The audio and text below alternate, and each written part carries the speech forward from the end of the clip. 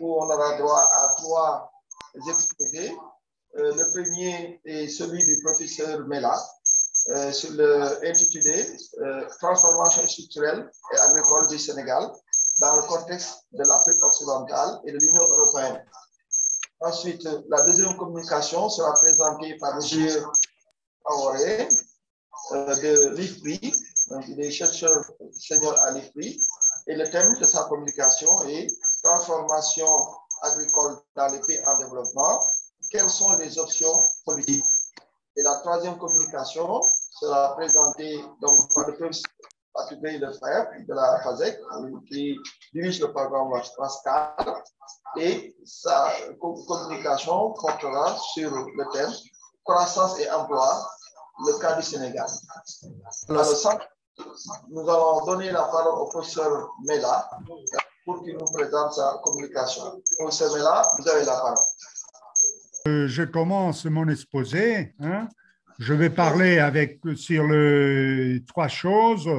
D'abord, la transformation structurelle de l'économie sénégalaise. Deuxièmement, ces défis et finalement, en troisième lieu, les politiques économiques qu'il faut développer. D'abord, sur la croissance économique et les transformations structurelles, on peut dire, bon, les déterminants de la croissance du Sénégal jusqu'à la pandémie, ça a été tout à fait remarquable. Et ce sont des performances économiques au-delà de 5-6% de la croissance de la dite. Et ça, productivité apparente du facteur travail, mais aussi de la productivité totale des facteurs.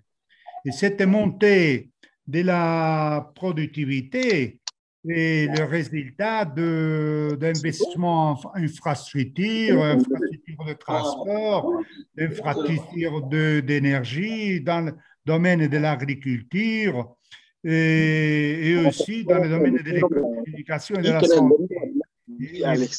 Et on a pu constater aussi une amélioration relative du climat des affaires. Ça, c'est le premier facteur qui explique la croissance, la bonne performance de l'économie sénégalaise et aussi de la montée de la productivité. Et il y a un deuxième facteur, c'est la réallocalisation des travailleurs, c'est-à-dire une transformation structurelle, réallocation de secteurs de plus vaste productivité à des secteurs d'une productivité plus haute. Aussi, il faut souligner l'importance d'un certain envol du secteur secondaire, particulièrement dans les domaines de l'alimentaire, la construction et des extractifs. Et troisièmement, il y a aussi un effet de diversification des sources de croissance vers la chimique, l'horticulture et l'orientation des produits de l'export. Donc, on a eu une poussée de la productivité qui exprime ce que je viens de dire. Deuxièmement, il faut analyser les contextes d'une façon comparative, le contexte de l'Union européenne et du Sénégal. Pour faire une comparaison.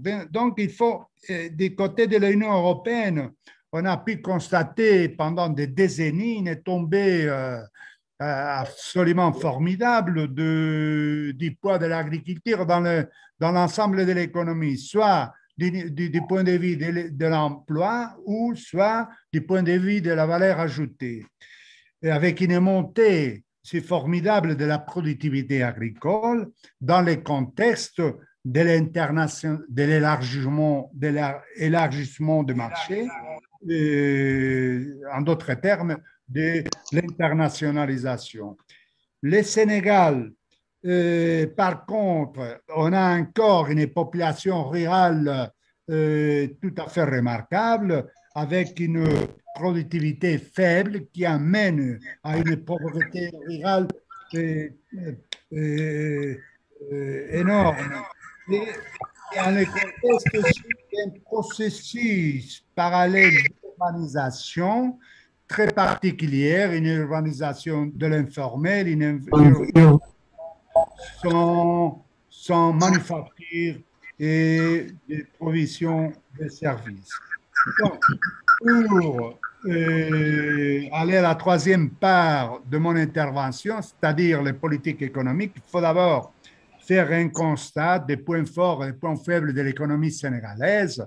Et on peut souligner du côté des potentialités un sol de surface agricole utile importante, des cours d'eau et des terres irrigables. Il faut aussi ajouter à ça des biens articoles frais pour les sports et une certaine stabilité politique, même avec des conflits très sérieux qui sont là, hein, qu'il faut prendre attention. Et du côté des opportunités, il y a bien sûr des opportunités dans le domaine de l'agro-industrie, du gaz et du pétrole, mais aussi dans le processus en marche de l'intégration régionale dans le cadre de l'Union, de l'intégration économique du continent. Et du côté des faiblesses, il faut souligner encore une faiblesse aiguë dans les domaines de l'éducation et très particulièrement dans la formation professionnelle qui est inadéquate. Il faut remarquer aussi la faiblesse des infrastructures et la nécessité d'amélioration des climats des affaires. Et finalement, du côté des menaces, il faut encore surmonter les problèmes présents de la pandémie et aussi, à côté de ça, des chiffres de chômage très élevés et aussi faire face aux problèmes de la corruption. À côté de ça, il faut remarquer aussi que les aléas climatiques affectent à la production agricole constamment et c'est la dégradation des terres aussi, c'est là et comme résultat, ça donne une faible productivité de l'économie sénégalaise. Donc, le défi de l'économie sénégalaise se pose dans le domaine de trois séquences. La première, c'est la séquence des infrastructures. La deuxième, c'est la séquence des changements climatiques. Et la troisième, c'est le défi de surmonter les défis, de résoudre ou de bien gérer les déficits qui sont là. Du côté des infrastructures, il faut développer les infrastructures de transport, accompagnées aussi du processus aussi de digitalisation. Et ça s'est fait dans le cadre d'un processus d'urbanisation de l'économie et de sa diversification. Deuxièmement, du côté des changements climatiques, il faut avoir des systèmes productifs qui soignent, qui prennent attention de la nécessité de la décarbonisation de l'économie, mais ça a besoin d'un nouveau climat d'affaires, d'entreprises, dans le contexte de l'élargissement du marché régional. Et finalement, les déficits, bon, à cause de la pandémie, il faut aussi faire face à la montée des déficits publics, et de la dette publique pour avoir des politiques distributives qui font face pour faire face à des niveaux de pauvreté encore très élevés et avec la provision des transferts, mais aussi en investissant dans le domaine de l'éducation et de la santé. Donc, de ce côté, en parlant de la santé, il faut tenir compte de la lutte contre les COVID-19. Il y a un diagnostic qu'on peut résumer dans une croissance négative pendant cette année, je vais dire l'année 20, l'année dernière, avec une part à conséquence de la tombée des tourismes, de la tombée des transports, de la tombée des transferts des migrants, de la tombée à l'export et aussi la tombée de l'investissement public. Ça a une conséquence évidente sur la tombée des PIB, des niveaux des PIB, de l'emploi, de revenus, de recettes publiques et la conséquence immédiate, la croissance du déficit et de la dette et la réduction des marges fiscales. Donc, pour faire face à ça, il faut des politiques économiques en quatre domaines. D'abord, la politique dans le domaine de la santé. Il est nécessaire renforcer les systèmes de santé nationaux. Deuxièmement, dans le domaine du socio-économique, il faut des mesures avec des filets de sécurité sociale, l'approvisionnement alimentaire, un élan productif dans le domaine des familles pauvres, des chômeurs, des familles informelles, des vendeurs ambulants, des travailleurs indépendants et sans oublier des petites et moyennes entreprises et micro-entreprises. Et troisièmement, il faut continuer à fournir des liquidités à intérêt réduit ou nul, des dons aux plus pauvres, de promouvoir les marchés de la dette locale et régionale pour créer des ressources dans la lutte contre la pandémie. C'est un financement nécessaire pour alléger les restrictions aussi du côté de la balance des paiements, soulager ou même pardonner les dettes et soutenir les familles, les entreprises et les gouvernements avec des garanties des moratoires. Et finalement, les quatrième domaine, il est nécessaire et urgent de mobiliser les leviers de l'investissement sur la base d'une volonté politique bien déterminée pour reprendre l'activité économique, créer des conditions de santé décentes, récupérer et améliorer les activités éducatives et déjeter les bases d'un développement durable et inclusif.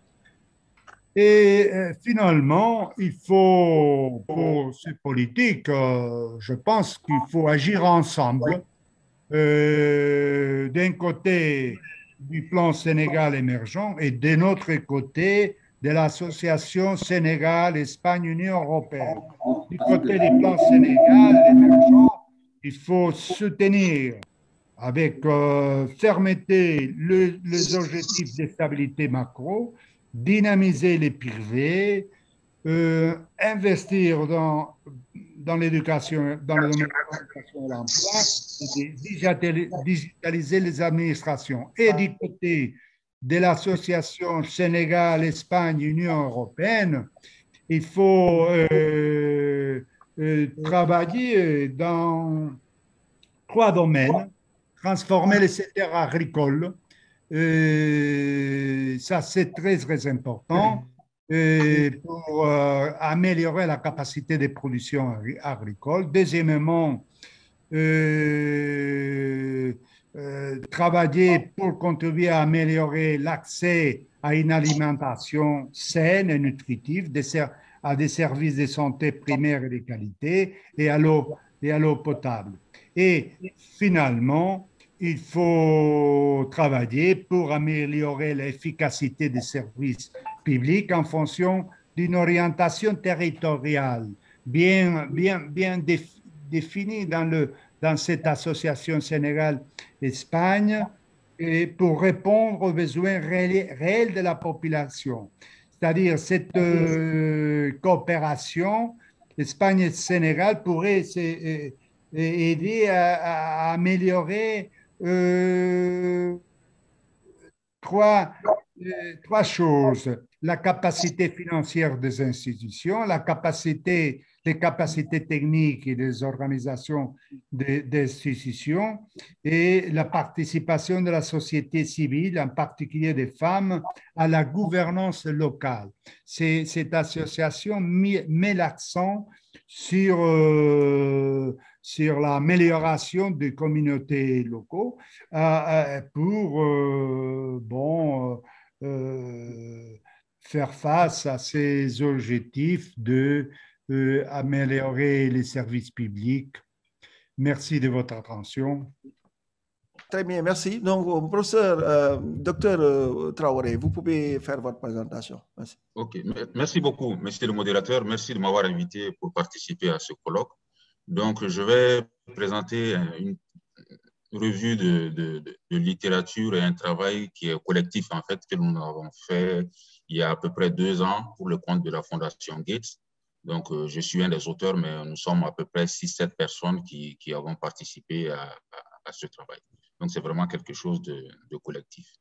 Et en fait, ça va donner une espèce de perspective globale sur le sujet de la transformation agricole et non uniquement le focus sur l'Afrique ou sur le Sénégal. Alors, déjà, pour un peu situer le cadre, ce qu'on peut dire, c'est que la transformation agricole, c'est quelque chose qui est vraiment uniforme, que l'on regarde en coupe transversale, différents pays avec différents niveaux de revenus, ou que l'on regarde au cours du temps, on retrouve à peu près la même chose. C'est quelque chose qui est vraiment solide et on essaie de le définir comme un processus par lequel une économie, un système agricole, agroalimentaire se transforme au fil du temps. Et ça va passer d'un système où on a plutôt une économie, une agriculture de subsistance qui est centrée autour de la ferme, vers un système plus orienté vers la commercialisation, plus productif, etc. Alors, ce qu'on peut dire, c'est que d'un pays à l'autre, les modalités vont différer, mais en gros, on trouve le même profil que je vais montrer tout à l'heure.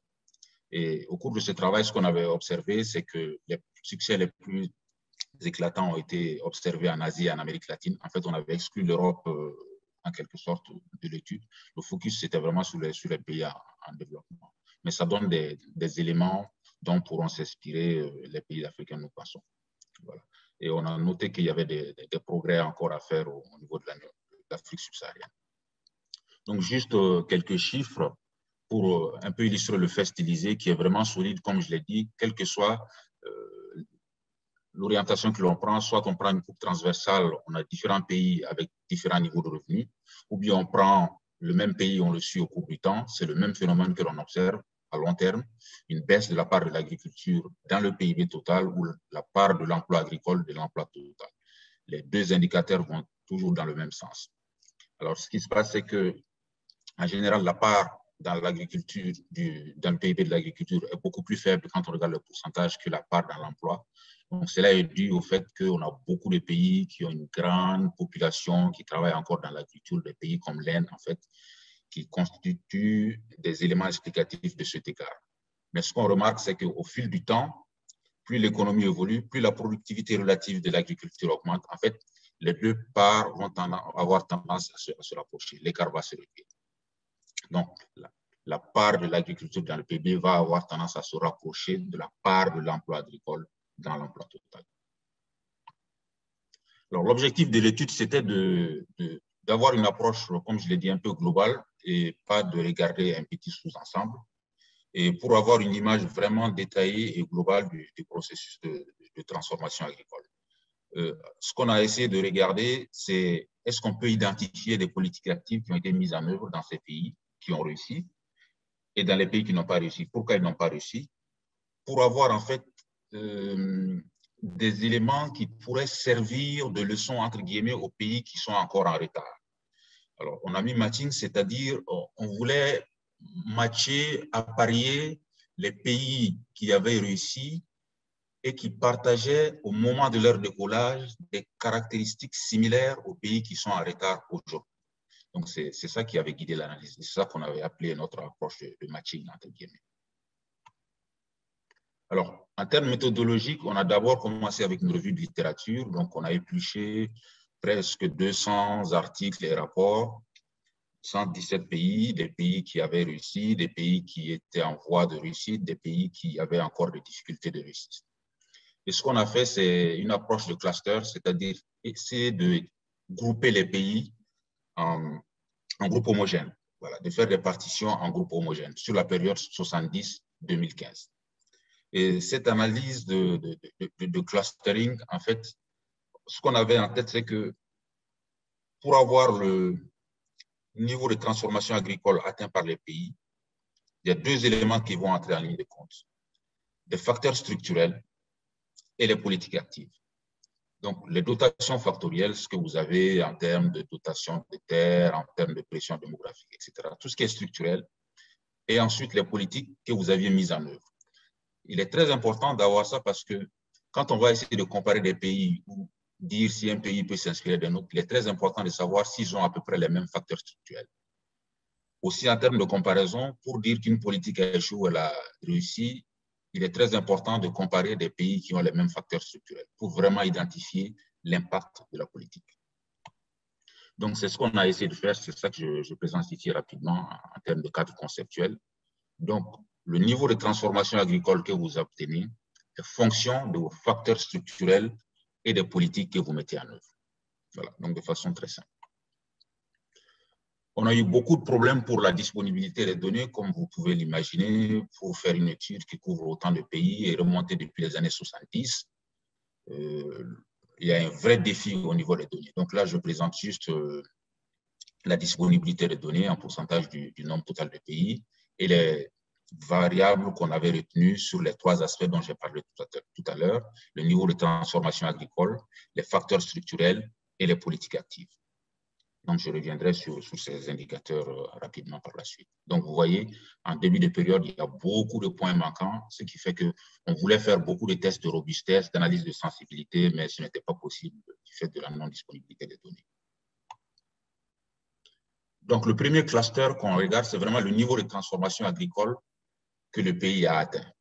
Donc, on suit à peu près la catégorisation de Timer 89. Alors, les deux variables clés, comme je l'ai montré tout à l'heure, c'est la part de l'emploi agricole dans l'emploi total. La part de la valeur ajoutée agricole dans le PIB aussi est un indicateur. En fait, la corrélation est très, très forte entre les deux. Donc, que l'on prend l'un ou l'autre des indicateurs, en fait, on aboutit à peu près au même résultat.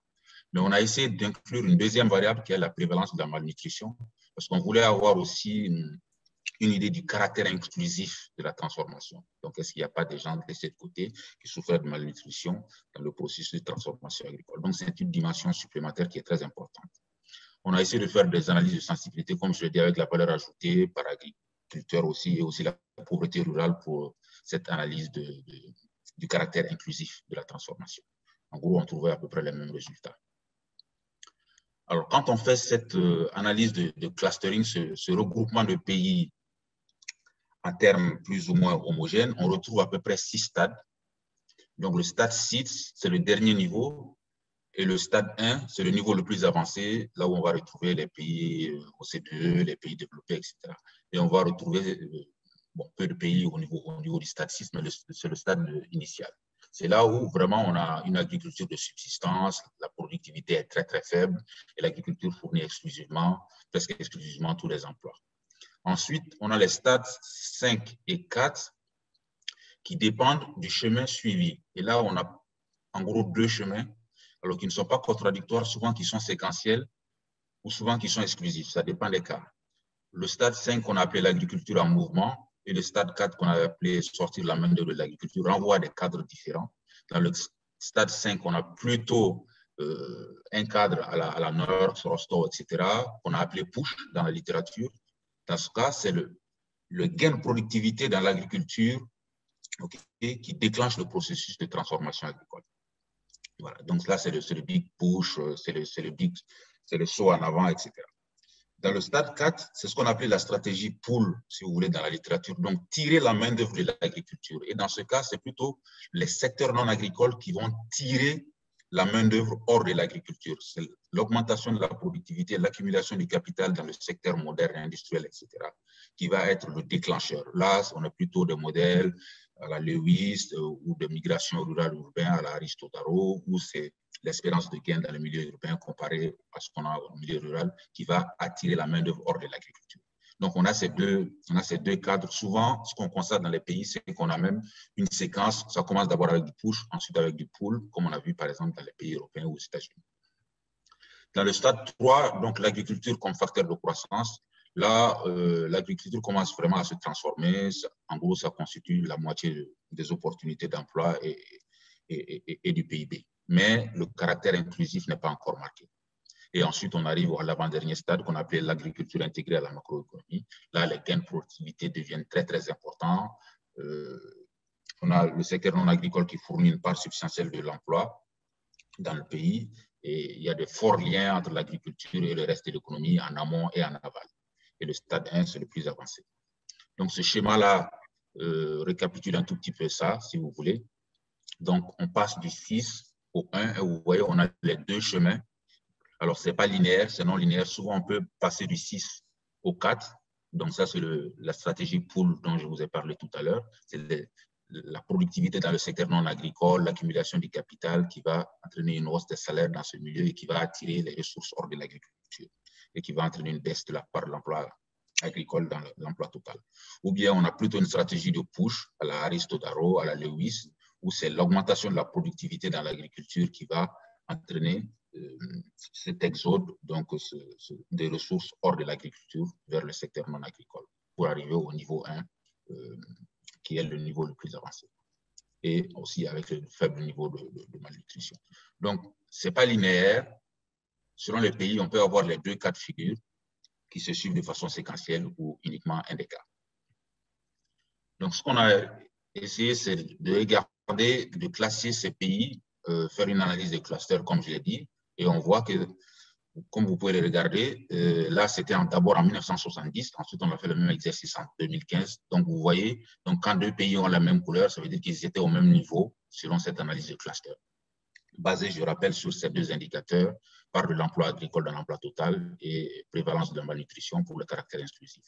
Donc, on voit que si vous regardez les pays africains, alors c'est diversifié. Donc, 6, c'est le niveau le plus faible, 1, c'est le niveau le plus avancé. Donc, à part l'Afrique du Sud, vous voyez qu'il n'y a pas de pays qui correspond à ce stade. Donc, on est plutôt entre le 4, le 3 et souvent le 2 en Afrique. Et on peut faire la comparaison avec des pays asiatiques comme la Chine, etc.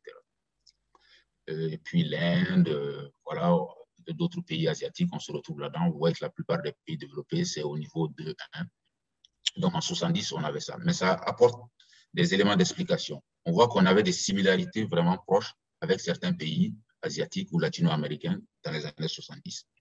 Quand on regarde la même image dans les années 2015, on voit que ça a progressé pour certains pays, mais que ça n'a pas progressé pour d'autres. Si vous voyez les pays qui étaient en rouge en Afrique centrale, par exemple, ou en Afrique du Sud-Est, donc il n'y a pas eu beaucoup de mouvements. Par contre, au niveau du Maghreb et en Afrique de l'Ouest, ça a bougé. Donc, si vous regardez le Sénégal, donc vous voyez, c'était au niveau 4, par exemple, et là, c'est passé au niveau 3. Donc, il y a cette amélioration sur la période considérée. De façon globale, on a vu qu'il n'y a pas eu de détérioration pour les pays. Pour 34 pays, il y a de la stagnation et pour 72 pays, la situation s'est améliorée. Pour les pays où ça a stagné, souvent, c'est dû au fait que la transformation n'a pas été inclusive. Donc, je rappelle qu'on avait ces deux dimensions. On a rajouté ça comme variable supplémentaire. Donc, vous voyez qu'on peut comparer entre 70 et 2015, suivre les pays dans le temps et ensuite comparer les pays qui avaient à peu près les mêmes niveaux et voir qui a progressé, qui n'a pas progressé. Donc, rapidement, ce qu'on voit sur la carte, c'est ce qui est illustré ici au niveau des graphiques. Donc, vous voyez que si vous regardez les stades le plus de subsistance, le niveau 6, le nombre a baissé quand on passe de 70 à 2015. Pareil pour le stade 5, là aussi ça a baissé, ça veut dire que les pays progressent. Et si vous regardez les trucs les plus avancés, le 2 et les 1, à l'extrême droite du graphique, vous voyez que ça augmente.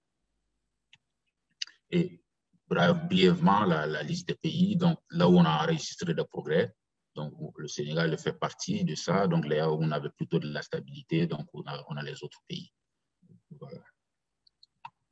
Le deuxième cluster, comme je l'ai dit, c'est les facteurs structurels, donc ça c'est à peu près les conditions initiales. Donc ça c'est important si on veut comparer les pays.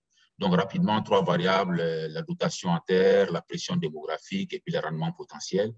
Et puis, on a essayé de regarder aussi en termes d'analyse de robustesse, la liberté économique, la stabilité politique et les ressources naturelles. Donc, ça, c'est pour classer les pays en termes de conditions initiales en début de période.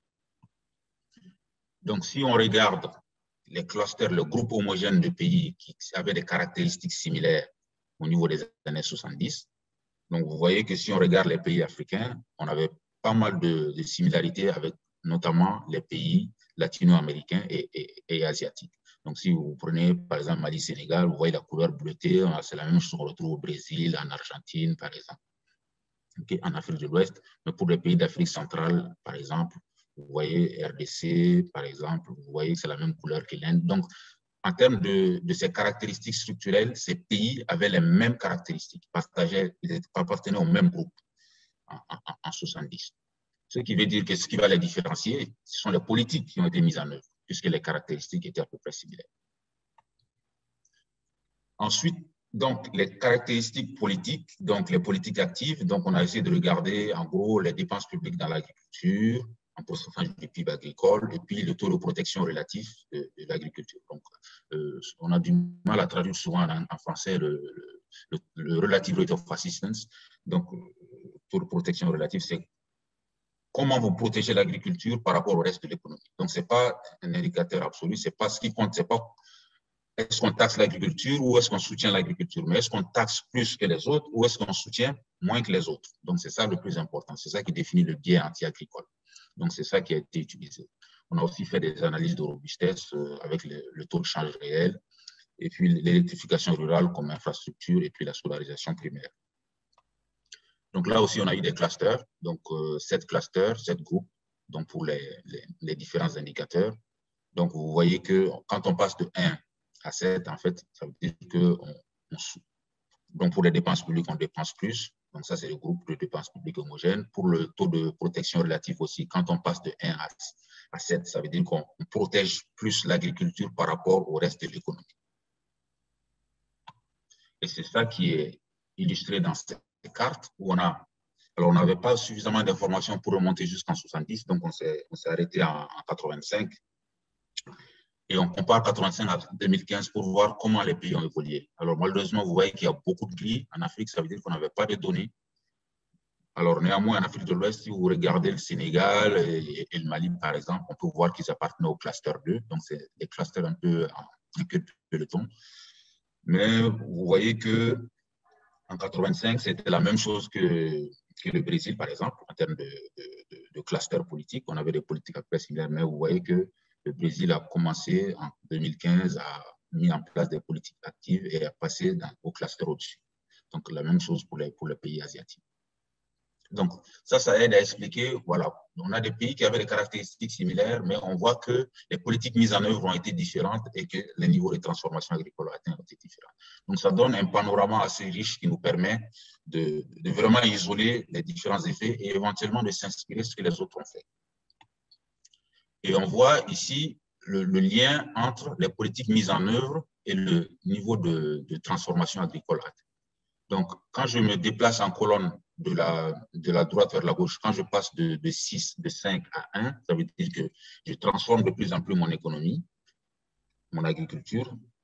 Et quand je passe de 1 à 4 dans les indicateurs politiques, ça veut dire que je mets en place de plus en plus de politiques actives. Donc, si ça marche, je m'attends à ce que les pays bougent du cadran nord-est au cadran sud-ouest. D'accord? Donc, c'est ce que j'ai essayé d'illustrer brièvement avec le cas de la Chine, où on voit que ça passe en 85, du 3 à 1. Ici, vous voyez, ça passe, donc 3, ici, 3. Donc, ça progresse, on progresse vers le coin supérieur gauche. Pareil pour le Brésil. Donc, c'est la logique que j'ai illustrée avec les cartes qui se voient quand on regarde les pays vraiment dans la dynamique. Par contre, il y en a qui stagnent. Donc, les principaux résultats pour finir, je pense que j'ai été un peu long.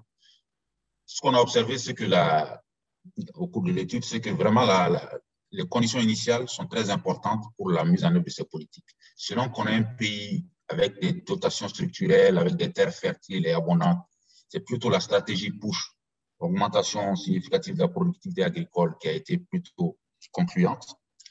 Tandis que dans d'autres pays où on avait plutôt une forte natalité, une forte pression démographique, des terres limitées et des ressources en eau limitées, c'est plutôt la stratégie pool qui a été effective. Donc là, c'est plutôt l'Asie. Dans l'autre cas, c'était plutôt l'Amérique latine. Et on a aussi vu que les interventions sur les prix ont été vraiment importantes. Tous les pays où on avait une taxation, un biais anti-agricole, sont des pays qui étaient vraiment en retard. Et quand ils ont éliminé ce biais anti-agricole, la transformation a décollé. Et donc, encore une fois, c'est vraiment la protection relative qu'on a vu qui importe. Pas si on taxe l'agriculture ou si on la soutient, mais est-ce qu'on la taxe plus que les autres ou est-ce qu'on la soutient moins que les autres? Voilà. C'est vraiment le relatif. L'investissement public était important, mais on a vu que ce n'était pas une condition suffisante. On a vu des pays qui ont mis en place de fortes politiques d'investissement, comme en Chine, au Costa Rica, Malaisie, ici, comme je le montre. Mais on a aussi vu des pays qui ont reçu sans un saut significatif d'investissement public, par exemple au Ghana. Et quand on regardait les dépenses d'investissement public, c'est la R&D, les services de vulgarisation et les infrastructures rurales, notamment l'irrigation et l'électrification, qui étaient les plus importantes. Ensuite, le cadre institutionnel, on a vu que ça a été très important au cours de notre littérature, de revue de la littérature, de notre analyse politique. Alors, ça comprend la réforme foncière, les droits de propriété. Donc, ça, c'était très, très important. Souvent, ça expliquait plus de 60% de la transformation. Aussi, la complémentarité. Ce qu'on a vu, c'est qu'aucune politique isolée n'a pu être significative. C'est toujours été de complémentarité. Par exemple, avoir un paquet vulgarisation, irrigation, mais couplé aussi à l'accès au crédit.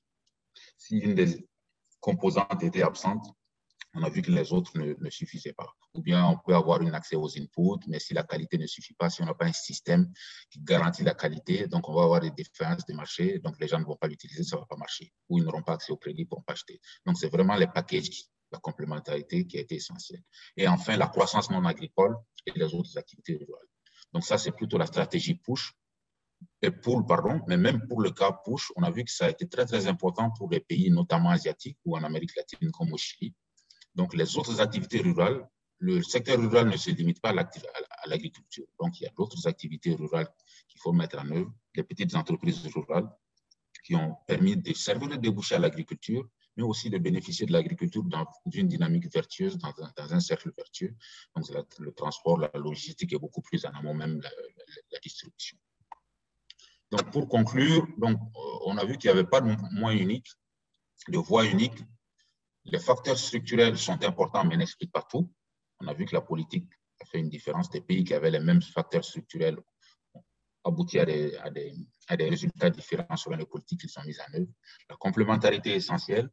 Donc, les groupes qui sont à la traîne peuvent s'inspirer, mais alors ça ne peut pas être du copier-coller parce que le contexte est différent. Parce que ce qui s'est passé dans les années 70 n'est plus le cas maintenant. On a la contrainte environnementale. Ensuite, on a des économies de plus en plus ouvertes, ce qu'un pays comme le Brésil ou la Chine a pu faire. Nécessairement, un pays africain ne pourra pas le faire, compte tenu qu'on a une économie de plus en plus ouverte, une concurrence de plus en plus exacerbée, etc. Donc, ça donne des moyens, mais il faut contextualiser